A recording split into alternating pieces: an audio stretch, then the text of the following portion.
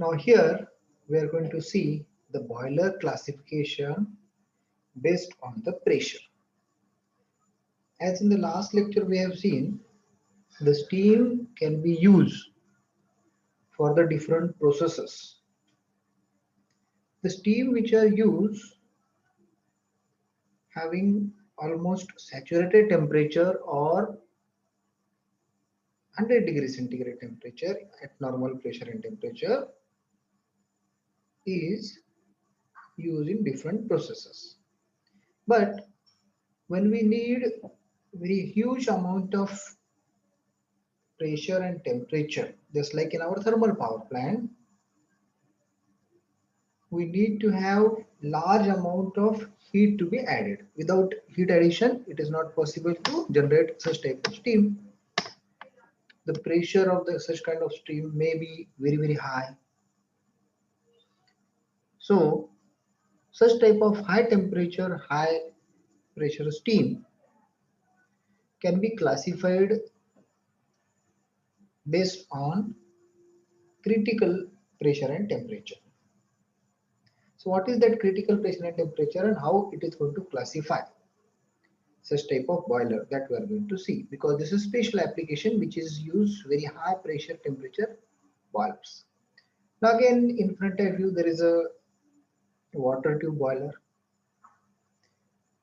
In this type of boilers, in this high temperature critical boilers, high pressure critical boilers, pulverized system, pulverized coal system is used. What is meant by pulverized coal system?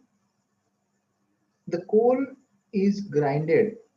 The coal is grinded to a powder form, and that powder form coal is used to generate high amount of heat inside the combustion chamber.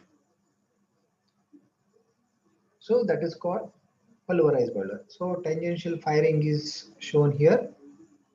So such type of turbulence is created, and because of fine particle of coal, कोल को पूरा grind करके powder बना के उसको जला दिया जाए तो इंस्टेंटेनियस एनर्जी एक ही इंस्टेंट पे, एक ही मोमेंट पे बहुत सारी एनर्जी हमें मिल सकती है, इसीलिए उसको पल्वराइज बॉयलर बोलते हैं. So which is used in such type of technology. Now as far as our steam phase diagram is concerned, we know that there is a latent heat, there is a sensible heat, and there is a superheated. So subsaturated water, wet steam or two-phase region, and the superheated steam. These are the three phases. In these three phases, if you just look at that particular TH diagram, temperature enthalpy diagram, you'll find that if I reduce the latent heat by increasing the temperature and pressure, you'll find a single point.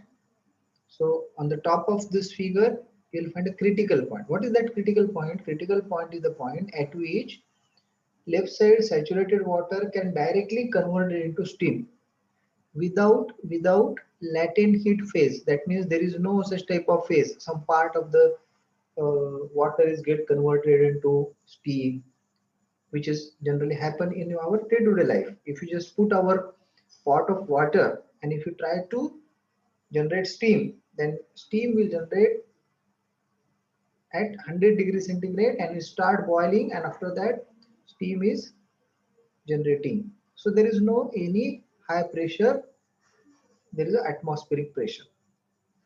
But here in this critical point is a point at which there is no any such type of intermediate phase. Latent heat is almost zero. So directly water is get converted into steam, but it requires very huge amount of pressure. How much pressure is required? Almost 221.2 bar, and the temperature is 374.15 degrees centigrade. Such type of high temperature and pressure if there is, then that point is called as a critical point. Here this critical point is very important, as here the latent heat is going to reduce. the part of that SFG is going to reduce. That means your enthalpy, you can see the enthalpy to generate steam is going to reduce. If there is a normal water and a normal pressure, HF plus HFG is the point, C is the point at which there is a conversion of saturated steam. But if I just draw a vertical line from critical point, you can see that the there is a reduction of enthalpy. There is a reduction of enthalpy. So that reduction of enthalpy directly gives a efficiency. It will increase the efficiency of that boiler. So to increase the efficiency of the boiler, we need to create high pressure and high temperatures, and that is the required output also. So in case of our to turn out some turbine of thermal power plant, generally such type of high pressure boilers are used. So 22.06 megapascal, which is 201.2 bar and 374.15 degrees centigrade temperature gives the supercritical and subcritical temperature. So that means when the temperature will reach up to the critical temperature and pressure is also very high, then that particular point is the critical temperature, and above that there is a supercritical, and if below that there is a subcritical.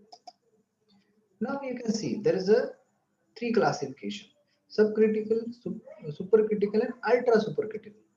Subcritical means if the pressure is very less, and temperature, obviously temperature may go up to 565. The average efficiency of such type of plant is 36% only. The CO2 emission per kilowatt hour is 766 and power generation is just 300 to 350. If I run the same thing with the supercritical means at supercritical pressure and temperature at 21 megapascal or 212.2 bar and 341 degrees centigrade, then supercritical pressure and temperature is maintained. So here the temperature as per requirement may be higher than that particular condition. So it should be more than the limiting case. So if I use that supercritical, then the efficiency increases up to 45 and the CO2 emission is get reduced, and the power generation CO2 emission, why it is going to reduce? Only because amount of coal required is going to reduce. If the amount of coal is going to reduce, obviously CO2 is going to reduce, and the power generation cost is going to reduce. So here the power generation cost is very important. That means here nowadays whatever boilers are there,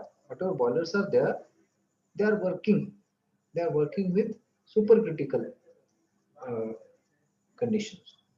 In the supercritical conditions, the power generation cost is going to reduce. Again, in some of the condition, we can increase the temperature above the supercritical, and that is the ultra supercritical. In the ultra supercritical, if you need more amount of pressure and the temperature is obviously more, the average efficiency is 45, but in this case the power generation cost is going to increase.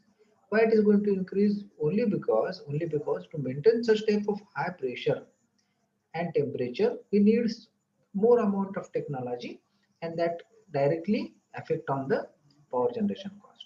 So subcritical, supercritical, and ultra supercritical, these are the three boilers. In these three boilers, the pressure and temperature when it is high above the critical point, then ultra super, up to supercritical, and below subcritical. These are the three comparison. Now, how this particular boiler works with such type of high temperature and pressure, that we are going to see. As we already told, there is a pulverized boiler. Pulverized means the coal is grind in a fine powder form, and it is mixed with air, and the large amount of heat can produce because of such type of powder. So we'll see this in detail. Now here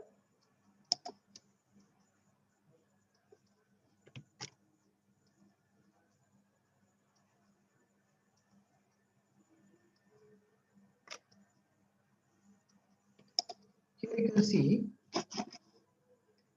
the boiler firing.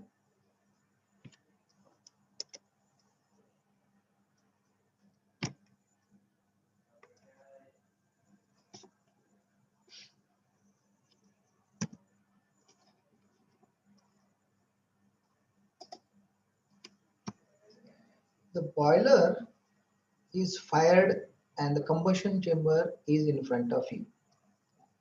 Now this first the boiler is fired. The boiler is fired by using some alternative fuel, like so for example furnace oil or diesel.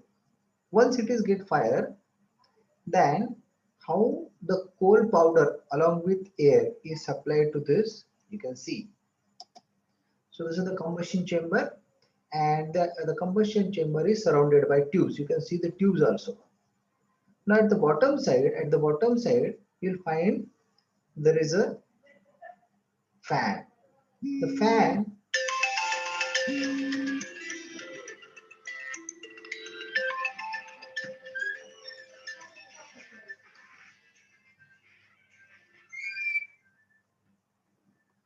the fan is there.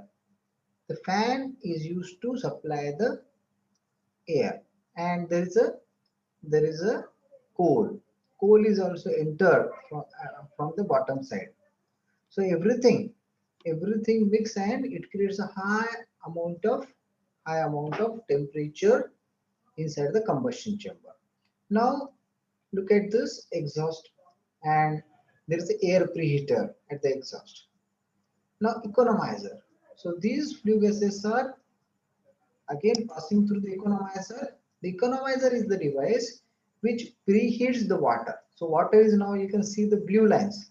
The water is entered inside this boiler. Combustion chamber is already you have seen. So now this is the water is coming. So this is the water which comes inside this steam drum. Now the water should get heated first. So we know that it should get first passing from the bottom side. So there is a vertical pipelines. So from this vertical pipelines, the water is get heated because of the combustion of the fuel. Now this combustion of the fuel heat the water, and because of heating, saturated steam is generated. That saturated steam is stored inside this drum. Now the saturated steam, whenever required, it will exit the drum, and the red line is the line from which there is a superheater. So the superheater is going to generate the high pressure and high temperature steam, and which is supplied to the turbine. So this is completely working of this supercritical boiler. Again one more times I will show this film so that again you will understand the working.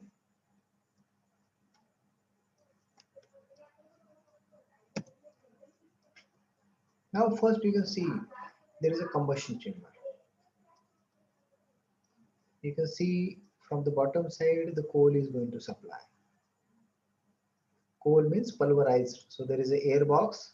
From the air box the air is coming. There is a coal is also coming. There is a pulverized coal. That coal and the air enter inside that. So air preheater is there.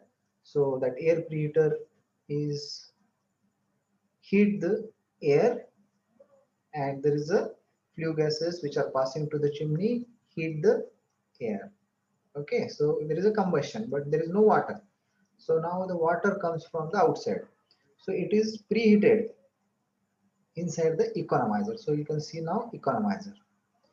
So the flue gases are going down towards the chimney, exhaust scrubber, and here is the economizer. So that means outside water first come inside that economizer, and from that it's stored inside the steam drum. So in the steam drum, the water is get heated up to saturated condition. Now after that, the water is passing. So this is the saturated condition steam. Okay.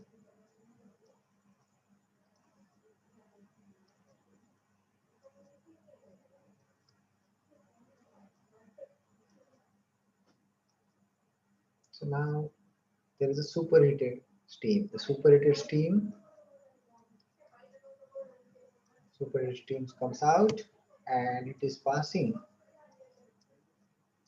from this superheated tubes. After that, it is sent to the turbine. So you can see it from the bottom. So it goes to the top and power to the turbine. So this is our boiler working. So we'll stop here.